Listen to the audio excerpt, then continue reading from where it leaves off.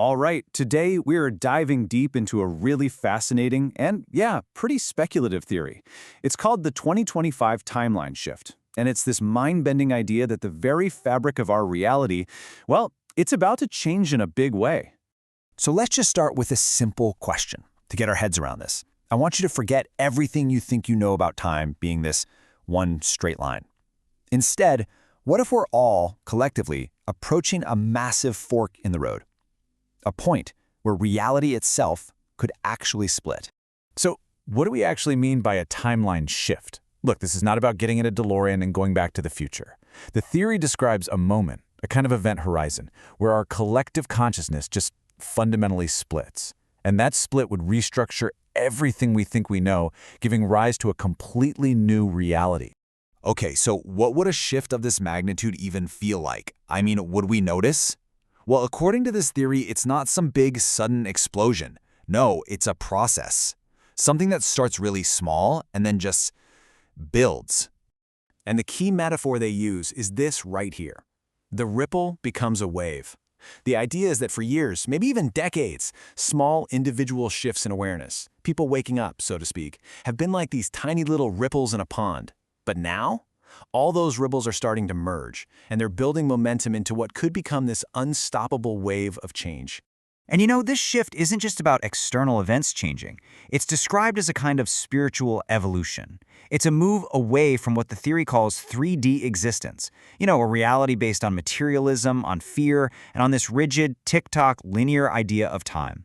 And the destination? That's what's called 5D consciousness. It's a reality that's unified, it's heart-centered, and it experiences time as this fluid, multidimensional now. Okay, so if a shift of this scale is really happening, the most obvious question is, why now? What could possibly be the trigger for something so massive? The theory points to a whole convergence of factors. It's not just one thing. You've got these external, kind of cosmic causes, like celestial alignments, and even changes in the Earth's own energy field. But then you have these more abstract forces at play, like the breakdown of linear time itself, and, this is the most important one, a collective shift that's happening inside human consciousness. And to get a little more specific, the theory points to major astrological events like Pluto moving into the sign of Aquarius. In this worldview, these alignments aren't just superstition, you know? They're seen as these giant markers on a kind of cosmic clock, signaling that it's time for massive technological and social change. But here's the absolute kicker. This isn't just something that's happening to us. The entire theory is built on this fundamental idea that our collective consciousness, our shared thoughts, our beliefs, our energy, is what literally constructs our physical reality. So what does that mean?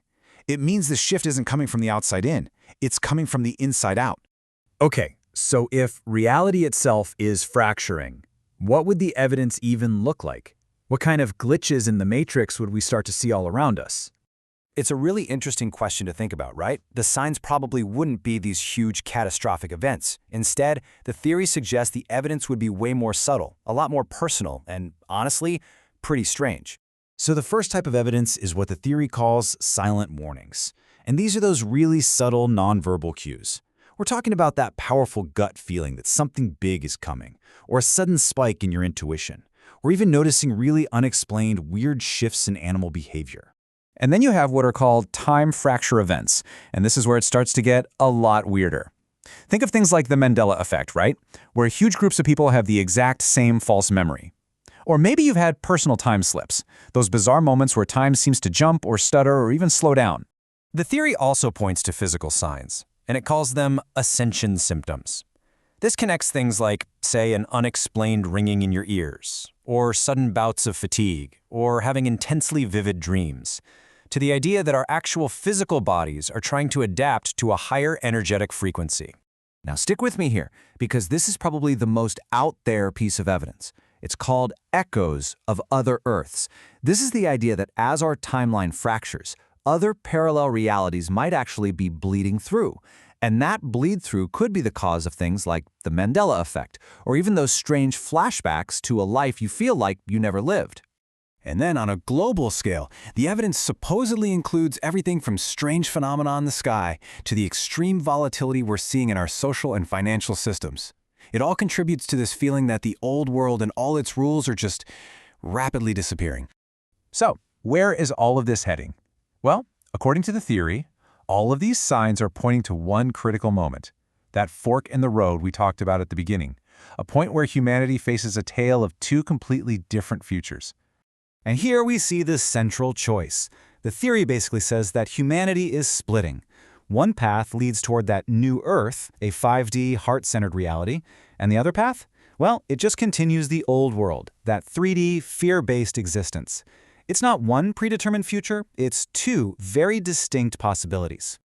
Now, this all sounds really cosmic and huge, right? But the theory brings it all right back down to us, to the individual. In this big, epic tale of two futures, what role do you actually play in deciding which path humanity takes? Well, in this theory, the individual's role is everything. It really comes down to three key things. First, shifting your own consciousness. Second, being adaptable to massive, rapid change. And third, understanding that every single personal choice you make adds to the collective momentum, literally tipping the scales toward one future or the other. This idea completely flips the script on personal responsibility. It suggests this great global shift isn't just something you watch on the news. No, it's the sum total of billions of individual choices being made every day. You're not just a passenger watching it all unfold. You are a co-creator, making it happen. And that leaves us with the ultimate question posed by this entire theory, a question that's aimed directly at you, right now. If your consciousness, your choices, and your energy are indeed the cause, what reality are you creating?